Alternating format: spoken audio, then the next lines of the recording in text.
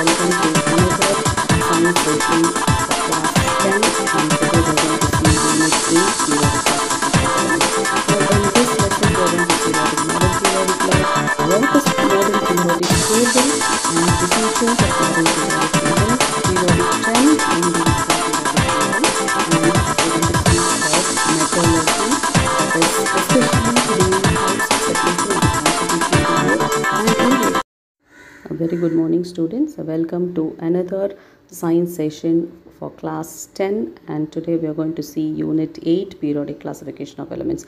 Now in this lesson we are going to see what is modern periodic law, what is modern periodic table, and the features of modern periodic table, periodic trend in the modern periodic table, and we're going to see about metallurgy, that is especially the types of separation or the constitution of the ore, and in the extraction we are going to see extraction of aluminum, copper and iron, and we'll see few informations regarding alloys and corrosion. Look into the picture, children. This is the modern periodic table and it consists of 118 elements. But in early 18th and 19th century, only few elements were discovered. Especially in 1860, 60 elements were discovered and they determined their atomic masses. And these were arranged into groups. Now, several elements were discovered during that period. So, scientists realized that these elements should be arranged in a proper order. They should be divided into groups so that they show some regular gradations, because some elements have similar properties while others do not have they have different properties. So it is necessary for the scientists to arrange these elements with similar properties in a proper group or in a period, which shows some regular gradation, which shows some periodic trend. So many early attempts were put forth to put these elements in the periodic table that we have learnt in 9th standard. Remember, children, we have learnt the lesson periodic classification of elements, isn't it? In that we have learnt about Dobrynier's atomic table and Newland's law of octaves and Mendeleev's periodic table, isn't it? And these periodic tables have some limitations and drawbacks, especially when you talk about the Mendeleev's periodic table. Now argon, which has the atomic mass which is greater than that of the potassium, but argon comes before the potassium in the periodic table, that is in Mendeleev's periodic table, and these periodic table were arranged according to their increasing atomic mass. Now if it were arranged according to their increasing atomic mass, then argon should occupy the potassium position, isn't it? But it is not so. So these were the drawbacks of the Mendeleev's periodic table, and argon was not at all given in proper position. Argon is an inert gas, isn't it? It is very least reactive, you can say, but it is placed along with lithium and sodium, which is highly reactive. So these are the certain drawbacks in this periodic table, and they also realized that the fundamental property other than this atomic mass should be considered, so that these elements are properly arranged in the groups and periods, so that they show some similar properties in their they show some trend in their physical and the chemical properties. Now in 1912, Henry Moseley discovered the new property of element that is called as the atomic number, and these elements were arranged in their increasing atomic number, so that each elements have their own position in the modern periodic table. And the periodic law was modified into the physical and the chemical properties of the elements or the periodic function of their atomic number. Earlier it was like this, isn't it? The physical and the chemical properties of the elements are the periodic function of their atomic masses. Now we said that this fundamental property, that is atomic number, would be very suitable, so that the arrangement of the elements will be in their increasing atomic number. So the modern periodic law states that the physical and the chemical properties of the element are the periodic function of their atomic number. Look into the screen, children. These are the elements that is placed in the modern periodic table, and these are arranged in their increasing atomic number. Now look into the screen, children. This is the modern periodic table, and modern periodic table is the tabular arrangement of the elements in rows and columns. You can see here I have put a line and marked groups, isn't it? So there are 18 groups. So the vertical columns in the periodic table starting from top to bottom, and there are 18 groups, and these are called as groups. So the vertical columns are called as groups. Now the horizontal rows, how many horizontal rows are there? There are 7 rows. I've marked, isn't it? I've put a line and I have written periods, isn't it? So there are 7 rows. So there are 7 periods in the periodic table. Now let's see the features of the periods first. So that is the horizontal rows. Now look into the screen. The first period consists of only 2 elements. You can see here period, first row, isn't it? So this consists of only 2 elements, that is hydrogen and helium. So this is the shortest period. Now the second period consists of elements 3 to 10. The second row consists of element 3 to 10 because the elements are arranged in their increasing atomic number, isn't it? So it will go continuously. So the second period consists of 3 to 10 elements, and this is also a short period, you can say, and this consists of 8 elements, that is from lithium to neon. Then the third period consists of the atomic number starting from 11 to 18. So this consists of 8 elements from sodium to argon. Sodium is atomic number 11 and argon is 18. So this also consists of 8 elements. Now the fourth period consists of atomic number 19 to 36. Now look into the fourth period.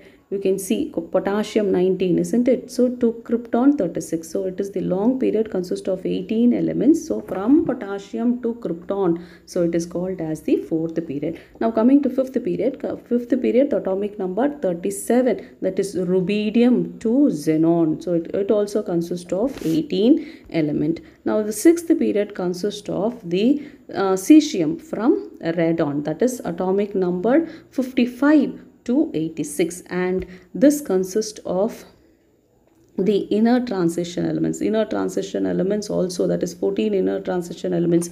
Now at the end of the periodic table you can see 2 rows, isn't it, children? So the first one is the lanthanides and the second one is the actinides. So these lanthanides comes under the 6th period, and 7th period consists of atomic number 87 to 118. Now in this period, so this is the 6th period and it consists of 32 elements.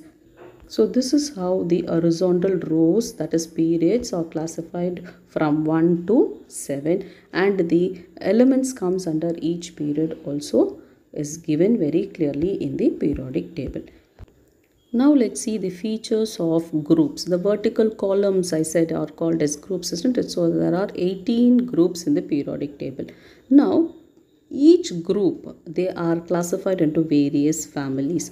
Now the group 1 is called as alkali metals, group 2 is called as the alkaline earth metals. Now here in the middle you can see from 3 to 12, isn't it? So those are called as transition elements. You can see in the periodic table there is a step down in the table, isn't it? So that is the transition elements from group 3 to 12. 13, the first element is boron, so it is called as the boron family, and the group 14, the first element is carbon, so it is called as carbon family. The group 15 is called as nitrogen family, since the first element is nitrogen, and group 16 is called as the oxygen family, and group 17 are called as halogens. So fluorine, chlorine, bromine, iodine comes under halogen family, and the last group is called as the 18th group, noble group or noble gases, or it is called as inert gas, or it also called as zero group elements. Now below the table you have lanthanides and actinides, isn't it? So this will be the part of group 3 as inner transitional elements. Now except this zero group elements, all the elements that is present in each group, that is group 1, group 2, group 3, will have same number of elements in the valence shell. That is, the valence electrons will be similar. For example, if you take group 1, all the elements that is placed under group 1 will have 1 electrons in their valence shell. Now if you take group 2, it will have 2 electrons in their valence shell. So as the electrons are present in the group, they'll have similar electronic configuration also. Now in 9th standard you would have learned about electronic configuration, that is the distribution of the electrons in the orbits, isn't it? So they will have identical electronic configuration. Since they have identical electronic configuration, they'll have similar chemical properties when you move down the group or along the period. Now the atom of the 0 group element is found to be, that is the 18th group element, or it is also called a 0 group elements, isn't it? They'll have very stable electronic configuration because they have 8 electrons in their outermost shell, and the elements with 8 electrons is said to be in the octet state and they are unreactive. So these are the features of the group.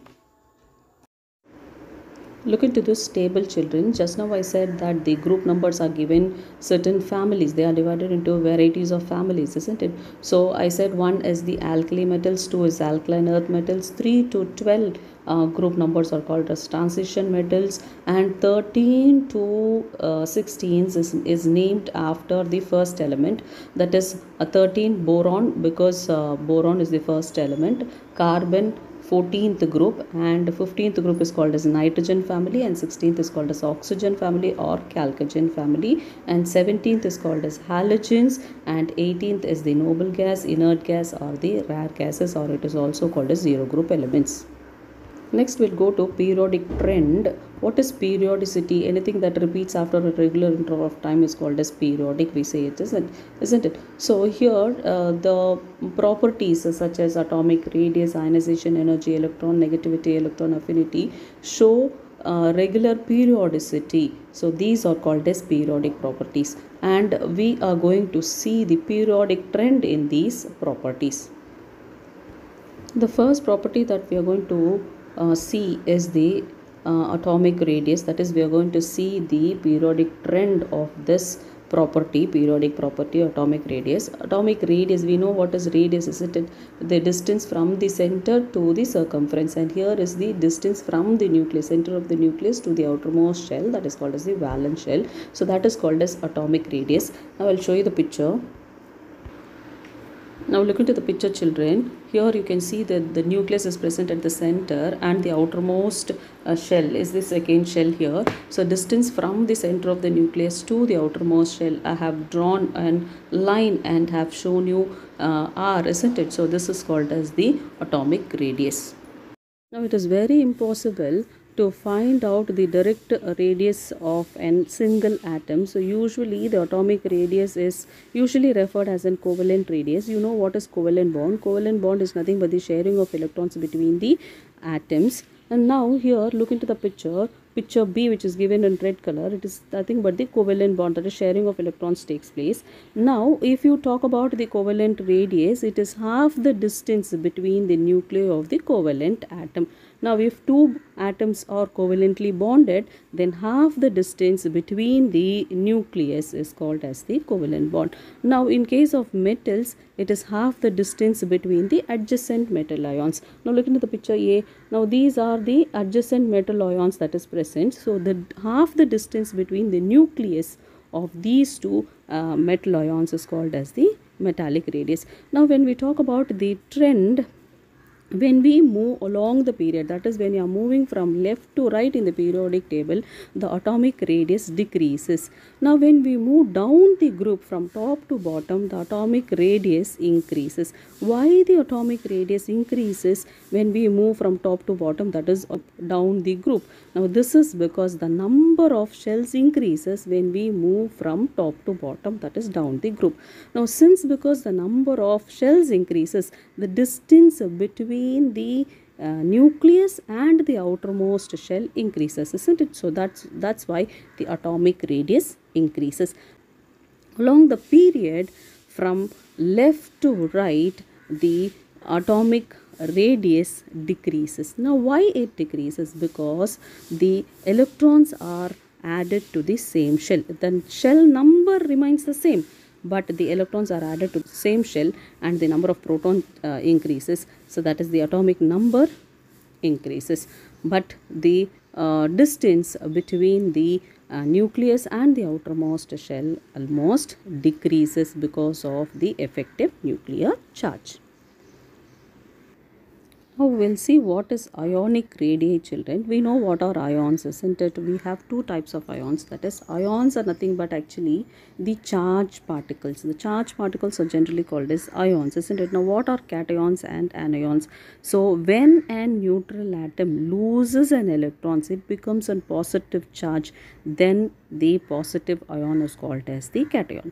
Now when it gains an electron, and it acquires a negative charge, and it becomes the anion. Now when you talk about the size of the anion, the size of the cation is always less because it loses an electrons and acquires a positive charge, isn't it? So it will always be less than that of the neutral atom. When you talk about the anion, anion will always be larger than that of the neutral atom, because anion, after accepting an electron, it becomes an anion, it becomes a negative charge. We can compare the ionic radii of an cation and anion. Look into the picture, children. We have lithium and sodium, those are the cations, and we have fluorine and chlorine, those are the anions. Now we'll see about the ionic radii. Now this lithium Li plus and Na plus is obtained by losing an outermost electron. Since it loses an outermost electron and becomes a positive charge, the effective nuclear charge increases. The inner cells are more strongly attracted by the nucleus, or that is called as the effective nuclear charge. So since the effective nuclear charge increases, the ionic radii decreases. Then come to fluorine and chlorine. Now electron is added, so they become F minus and Cl minus by adding an electron, by gaining an electron. So when the electrons are added, the effective nuclear charge will not be so great, or will not be very effective. So it cannot hold the increased number of electrons. Compare the ionic radii of a cation and an anion. The ionic radii of a cation will be less than that of the ionic radii of an anion. Now when we talk about the trend of both the atomic radius and ionic radius together, we can say that it decreases along the period from left to right and increases down the group from top to bottom. Now let's see the next periodic property, that is ionization energy. The ionization energy is nothing but the energy that is required to remove an electron from its valence shell. Now to remove the electron from its valence shell, energy is needed because it has to be removed against the effective nuclear charge, and it will become a cation, isn't it? So this energy, this minimum energy that is required to remove an electron from its valence shell is called as ionization energy or ionization enthalpy. Now when we move from left to right in the periodic table, the ionization energy increases. Now you can see in the picture, the ionization increases when we move from left to right. Why? Because the atomic size decreases, because just now we saw the periodic property, atomic radius, isn't it? And we said that the atomic radius decreases when we move from left to right in the periodic table. So since the atomic size decreases, the nucleus charge becomes more effective, and it strongly attracts the valence electrons, and more amount of energy is required to remove the electron from the valence shell. So the ionization energy increases when we move from left to right, that is along the period. Now when we move down the group, that is from top to bottom, the ionization energy decreases because the atom size increases. When the atom size increases, the distance between the nucleus and the outermost shell increases, isn't it? So the nucleus cannot effectively hold the valence electron. It is loosely bound, that is, the valence electrons are loosely bound. The removal of the electron from the valence shell becomes easier, or you can say less amount of energy is required to remove an electron from the valence shell. So the ionization energy decreases down the group in the periodic table and increases along the period. Electron affinity. Electron affinity is nothing but the amount of energy that is released when an electron is added. So when an electron is added, when it gains an electron, it becomes an anion. So the amount of energy that is released during this process is called as electron affinity. Let's see the trend. Like the ionization energy, the electron affinity also increases from left to right in the periodic table and decreases down the group. Now, why it increases along the period? In the sense, because the atomic radius decreases, isn't it? So the amount of energy that is released when an electron is added to the atom is more. So electron affinity increases, but down the group the amount of the energy released, when since the atom size is bigger, the amount of energy that is released when an electron is gained by an atom is less. So similar to the ionization energy, electron affinity increases along the period and decreases down the group. Now the next periodic property is electronegativity. Now electronegativity is nothing but the tendency of an atom to attract the shared pair of electron towards itself. So especially during the covalent bond formation. Now I'll explain with an example. Now look into the picture, children. This is HCl molecule. Now both the hydrogen and chlorine shares one electron between them, isn't it? Now the electronegativity of each element is calculated experimentally. Each element has its own electronegativity. Now here a sharing of electrons takes place. Now in the case of HCl, sharing of one electrons takes place, isn't it? If the element has higher electronegativity, then it pulls the shared pair of electron towards itself. Now look into the picture, children. Here hydrogen and chlorine. Here hydrogen has less electronegativity while the chlorine has strong electronegativity. So the chlorine, being higher electronegative element, pulls the shared pair of electron towards itself. So hydrogen will get a positive sign because it loses an electron, and chlorine gains an electron and it becomes a negative sign. So depending upon the electronegativity, which element has electronegativity, the element attracts the shared pair of electrons towards itself. So this electronegativity is usually the relative property. Now Pauling scale is used to determine the electronegativity, and the electronegativity of few elements are given. It's given in your textbook in page number 111. If the electronegativity of two element is 1.7, then the bond will be partially ionic and partially covalent. That is 50% ionic and 50% covalent. If the difference between the electronegativity of the two elements is less than 1.7, then the bond between them will be covalent. If the difference is greater than 1.7, then the bond will be ionic. Now consider this case, that is HCl. Now the electronegativity of hydrogen is 2.1 and the electronegativity of chlorine is 3.0. When you subtract 3.0 and 2.1, it will be 0.9. So it is less than 1.9. The difference between the electronegativity of the element is less than 1.9. So the bond between them will be covalent. Now let's see how it differs along the period and down the group. Along the period, when we move from left to right, the electronegativity increases because the effective nuclear charge increases, isn't it? So which in turn attracts the electrons more strongly. So electronegativity increases. Now when you move down the group, the electronegativity decreases because the shells that is being added increases. So since the number of the energy levels of the shells increases, the electronegativity decreases. Now look into this table, children. This will give you the summary of the periodic table along the period and down the group. Now in this, the atomic radius and the ionic radius decreases along the period and increases down the group. Now when we see the ionization energy, electron affinity and electronegativity, it increases along the period and decreases down the group. Now this table is very, very important. See to that you memorize this table so that it will be useful to you when you answer the objective types of questions from this chapter.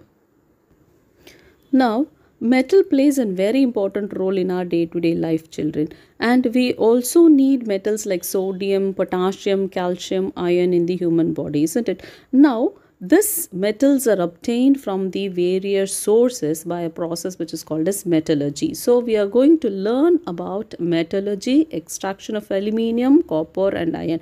Now let's see what is metallurgy first. Metallurgy is the science or the art of extracting the metal from the ore. So this is the definition, and this metallurgic process involves three steps. The first one is the concentration or the separation of the ore from its impurities. Next is the production of the metal, and next one is the refining of the metal to make it very pure. Now first we'll see what is concentration. Concentration is nothing but the removal of the impurities from the ore. Now there are four types of concentration, or you can say the concentration can be done according to the nature of the ore. The concentration is selected according to the nature of the ore. After the concentration, the metal is extracted. The metal has to be purified, isn't it? To make it very pure, the purification is done. So that is called as the refining of the metal. Now before going into the metallurgical process, that is the extraction of the metal, we have to know certain terminologies. For example, minerals, ore, gangue, flux and slag. Now let's see the terminologies one by one. The first one is the mineral.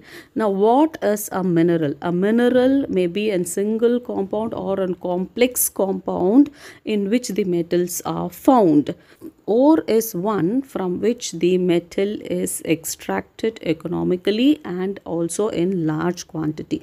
The difference between minerals and ore. Mineral is the substance in which the metals are found in less amount, and ore is the substance, is a mineral from which the metal can be extracted in a larger amount. It is the percentage of the metal in the ore will be large. Now for example, there are two substances from which the metal can be extracted. That is, the metal aluminium can be extracted. The first one is the clay, which is nothing but Al2O3 2SiO2 2H2O. The other one is the bauxite ore, that is Al2O3 2H2O. Now these two are the minerals of aluminium, but aluminium is extracted profitably, economically in large quantity only from the ore bauxite. So how will I call then I will call bauxite to be the ore of aluminium and clay is its mineral. So mineral is a substance in which the metals are present in lesser amount, and the ore is a substance in which the metal is present in a larger amount, so that it can be extracted profitably, economically, readily and in a large amount. The next one is the mining process. So mining process plays a very important role because ore is important. Ore is the source from which the metal is extracted, isn't it? So the process of extracting the ore from the earth crust, it is mined. The earth crust is mined and the ore is obtained, isn't it? So that process is called as mining. The next one is the gangue or the matrix. Gangue is nothing but the rocky substances, the rocky impurities that is present in the ore. The next one is the flux. Flux is added to reduce the fusion temperature.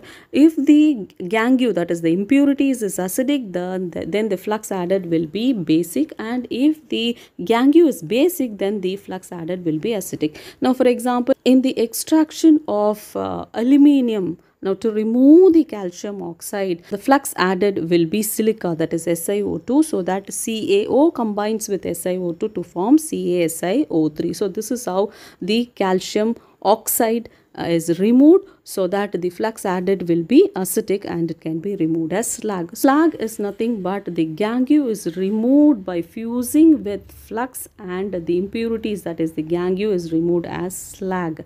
So I said an example, isn't it? Calcium oxide when reacts with the silica, the slag that is obtained will be CaSiO3. The next one is the smelting process.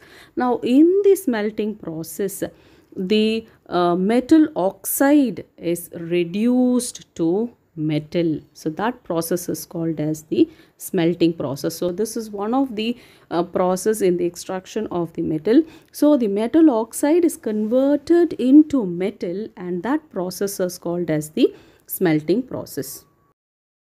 Now, in the extraction of the metal, the first method is the concentration of the ore or the separation of the ore from its impurities. Now, this depends upon the nature of the ore. So, the separation methods are chosen depending upon the nature of the ore. Now, there are four major separations of the ore or the concentration of the ore. The first method that we are going to see is the hydraulic method or the gravity separation. Now, here is the apparatus. The apparatus consists of a sloping table which consists of grooves. You can see the bent tube, isn't it? So, those are called as grooves. And you have a funnel in which the crushed ore is fed into it, and a jet in which the water is allowed to flow through it. Now, the principle behind this ore is that the difference in the density or the specific gravity. Then you better understand the word density, isn't it? So, depending upon the density, the difference in the density of the ore and the gangue, the impurities can be separated. Now, the oxides ore can be separated, can be well separated from by this method. Now, for example, hematite, that is Fe2O3, can be separated, which is an oxide ore of iron. Now, this method consists of this apparatus. Now, here the crushed ore is fed into the funnel, and you have a jet in which the water is allowed to flow through it.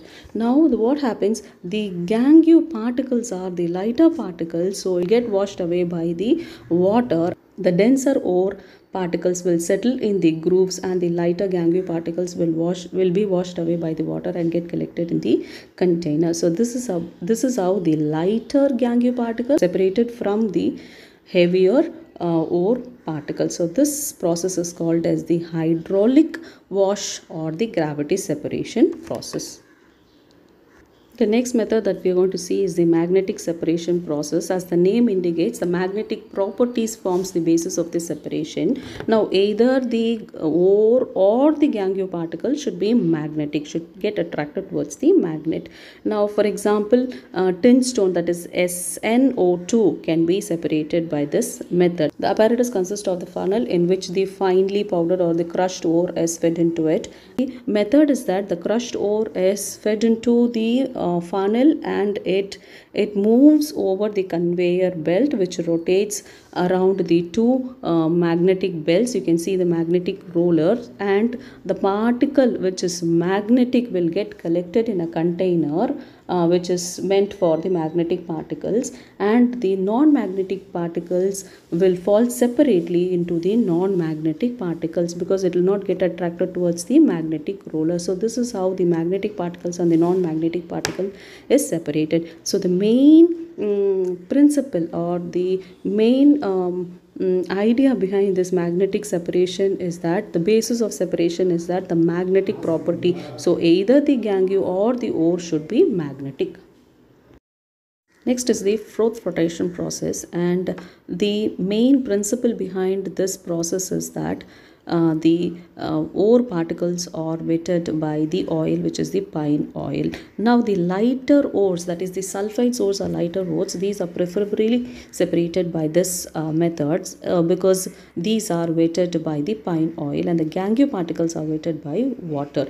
And especially the zinc sulfide zinc blend ZNS can be separated, that is concentrated by this method. You can look into the apparatus. The apparatus consists of a large tank, the iron tank, which consists of the crushed ore, oil and water. So, oil and water is mixed and taken in the large container along with the ore. Mixture is agitated with the compressed air. You can see in provision for the compressed air. So, when the compressed air is passed into the large tank, that is a container, then it's get agitated and the froth is collected at the top. And froth consists of the ore that is wetted by oil, and the gangue particles which is wetted by the water will settle at the bottom of the test tube. So, since the ore particles are lighter, it comes on the surface along with the froth, and the impurities, the gangue, will be left at the bottom of the container. So, this froth contains the sulfide particles or the sulfide ore which can be collected and the metal can be extracted.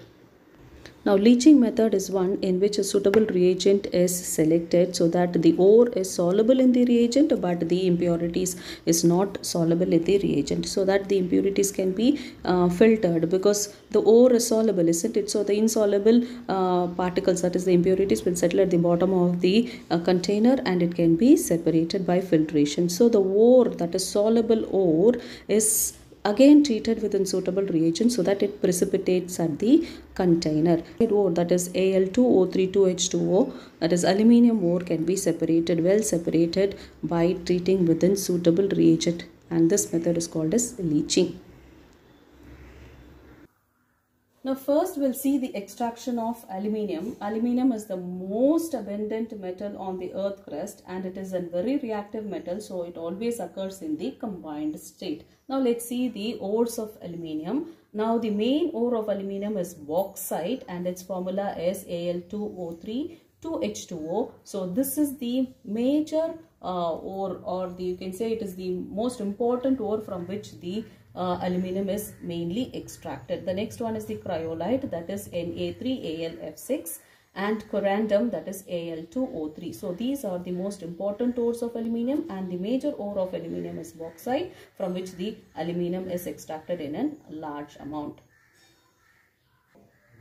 Now, the extraction of aluminium from bauxite consists of two steps. The first one is the Bayer's process, and the next one is the Hall's process. Now, the first process is called as the Bayer's process, in which the bauxite is converted into alumina. So, the conversion of bauxite into alumina is the first process, which is called as the Bayer's process. Now, what is done here in this process? Now, here the finely powdered bauxite ore is mixed with the caustic soda solution, and it is heated to 150 degrees C under pressure, and sodium meta-aluminate will be liberated. So this is how the sodium meta-aluminate is obtained. Now let's see the reaction first.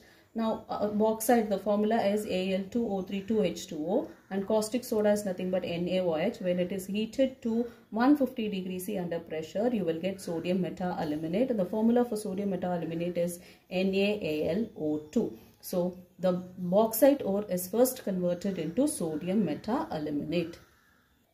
Now, on diluting this sodium meta-aluminate with water, now aluminium hydroxide will be precipitated. So this sodium meta-aluminate, on diluting with water, you will get aluminium hydroxide. Now, what is the formula for aluminium hydroxide? AlOH thrice. Now this aluminium hydroxide, when strongly heated to 1000 degrees C, you will get alumina. The precipitate is filtered, dried, and it is ignited. This precipitate is filtered, dried, and it is heated to 1000 degrees C, so that you will get aluminate. So from the bauxite ore, the alumina is obtained. First, the bauxite ore is mixed with caustic soda, and it is heated to 150 degrees C under pressure. You will get sodium meta-aluminate.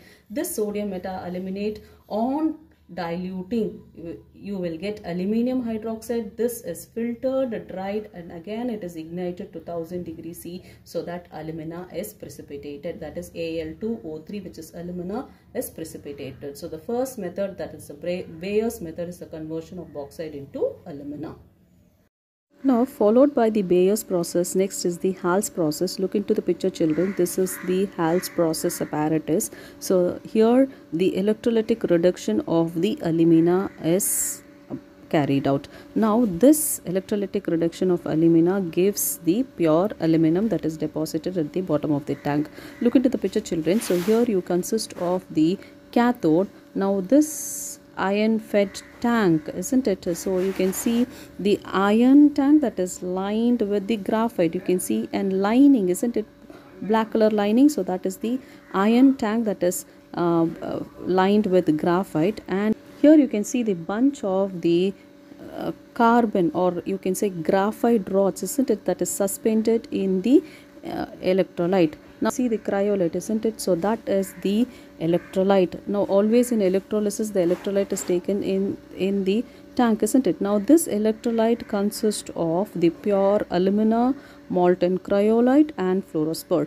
Now this fluorospore is added to this alumina and molten cryolite because the fusion temperature of the electrolyte gets reduced. To lowers the fusion temperature, this fluorospore is added. So this electrolyte consists of pure alumina, molten cryolite, and fluorospore.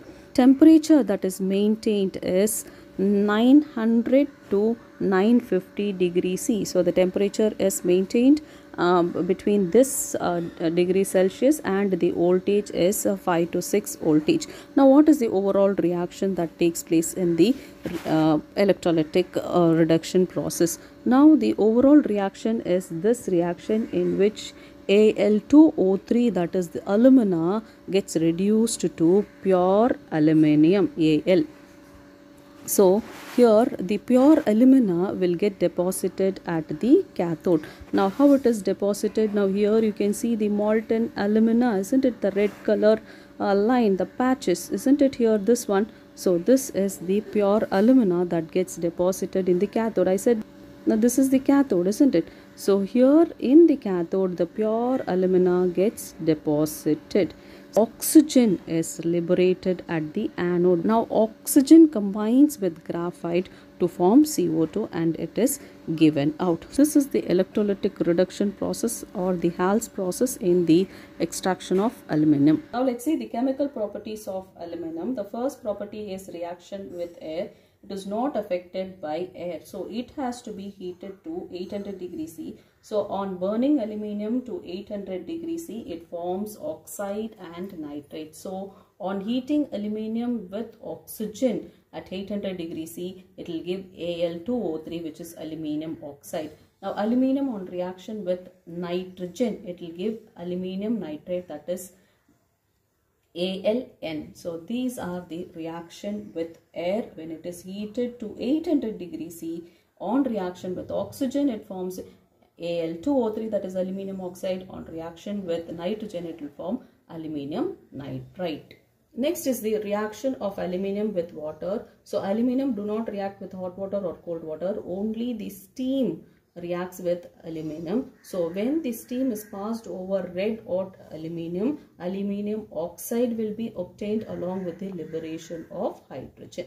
The next one is the reaction with alkali. This we have seen in the Bayer's process, isn't it? Aluminium on reaction with caustic soda, it forms sodium meta-aluminate with the liberation of hydrogen. So this is the reaction with alkali. The next is the reaction with acids. On treating with hydrochloric acid, it forms aluminium chloride with the liberation of hydrogens. So we know the general reaction, isn't it? Metal on reaction with acid, it will give you the salt, and the liberation of hydrogen will be takes place. So aluminum on treatment with hydrochloric acid, it will form AlCl3 plus hydrogen gas will be liberated. Next is the reaction of aluminium with sulfuric acid. When it is treated with dilute sulfuric acid, you will get aluminium sulfate along with the liberation of hydrogen. When aluminium is treated with concentrated sulfuric acid, it will give you aluminium sulfate with the liberation of sulfur dioxide. So aluminium on treatment with the dilute sulfuric acid, it will liberate hydrogen. On treatment with concentrated sulfuric acid, it will liberate sulfur dioxide along with the formation of aluminium sulfate. The next process is the aluminothermic process, which is a very, very important process, and this is often asked in the 2-mark question or in the 4-mark question. Now here the aluminum reacts as a reducing agent. When the aluminum powder is mixed with iron oxide, the metal iron is obtained along with aluminium oxide. Now here the iron oxide is reduced to metal. So this acts as a reducing agent, that is aluminum acts as a reducing agent which reduces the iron oxide into iron. So this process is called as the aluminothermic process, and it is a very, very important process. Now write all these reactions in your classwork. Now here are the properties of aluminum. Aluminum has very low density and it is light, so it is used in the making aeroplanes and other industrial machine parts, and it is also used in making household utensils. Because of this property, that is malleability and ductility, it can be made into sheets and it can be made into wires, so it is used for making the household utensils, and it is a good conductor of heat and electricity, so it is used for the electrical cable industries, and it is the silvery white metal, and it can be used for giving the shiny attractive appearance in the decorative that is, it is used in the decorative purposes, and its melting point is 660 degrees C. These properties are very, very important.